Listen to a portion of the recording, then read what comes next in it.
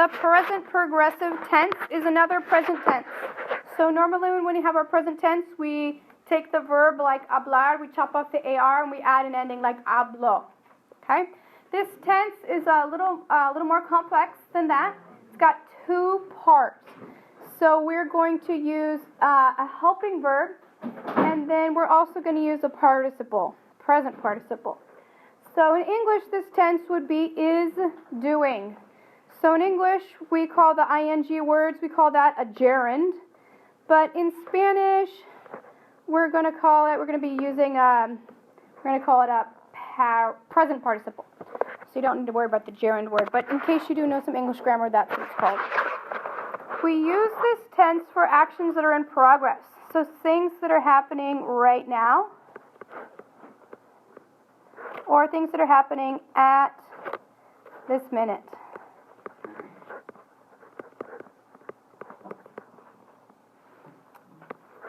So there are two ways to say right now in Spanish. It depends on how right now it is. Ahora is the one we've been using so far. And if you want to be really emphatic, you can say right now. This is the one. If you hear this one, you know you're in trouble with your mom. You better hustle. Ahora. So that part's the same.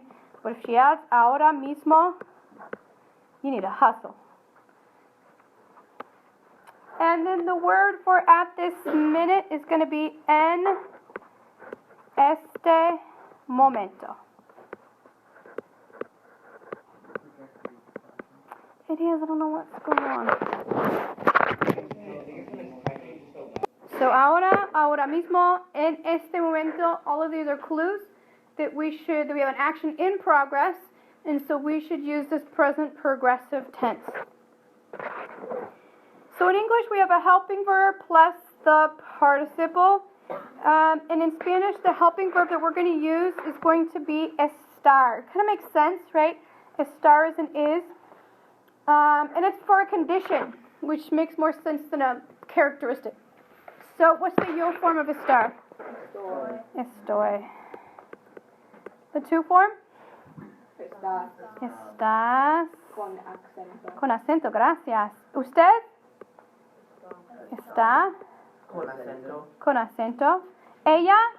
Está. Está. Con acento. Con acento. ¿Nosotros? Estamos. No con con acento. Well, how do you say no con? What's the No word? acento. What's the word without? Sin. Sin acento. Ustedes están con acento and ellos están. So this is going to be our first part of the verb. The second half is the participle. So when we make the present participle, it's going to be the root. So our root is the verb minus AR plus ando. So for example, the verb hablar would be hablando. Okay? Yes, you got this. You can do this.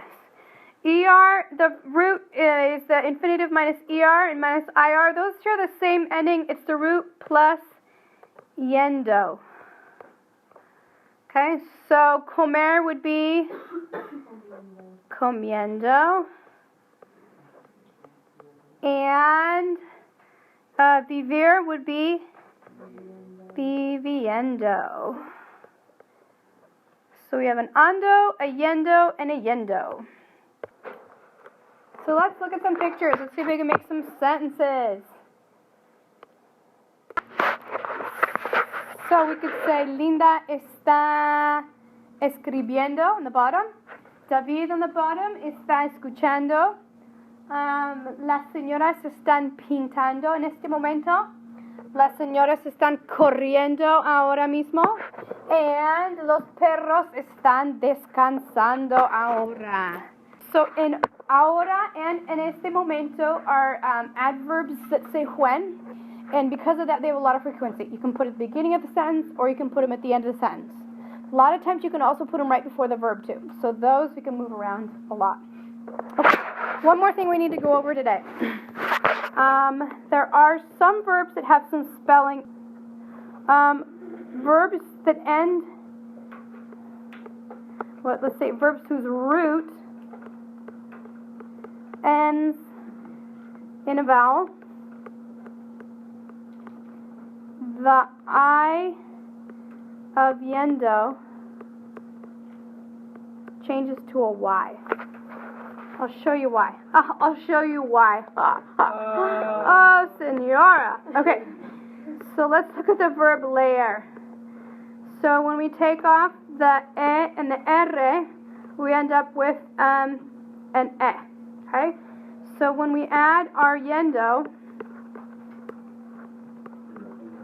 do you see the problem? 3 vowels in a row. Okay? So this I needs to turn into a Y. So it's only verbs that have yendo in them. So that means verbs that end in IR and verbs that end in ER. So for example, the verb estudiar. Could this also be 3 vowels in a row? Why is not a vowel in Spanish? It just is. It's just a very odd. Verb estudiar. If we take off our AR, we do have a root that ends in a vowel.